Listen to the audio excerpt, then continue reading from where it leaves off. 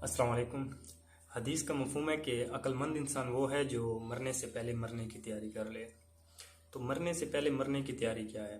क्योंकि एक इंसान है, उसको पता है मैंने जाना है, मैंने मर जाना है, ठीक है।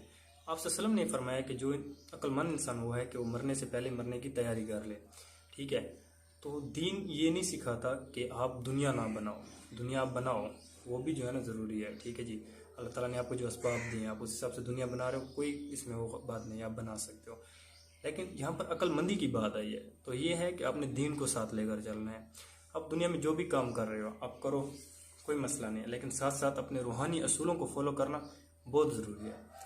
आप रुक नहीं सकते, ठीक है। आप अपने अंदर इल्म उतारो, जितना उतार सकते हो, क्योंकि शैतान क्या करता है, शैतान रोकता है इंसान को। उसको पता है कि ये हथियार है, अगर इसके पास इल्म आ गया तो ये मुझे हरा सकता है। तो आपने क्या करना है, आपने इल्म हासिल करना है।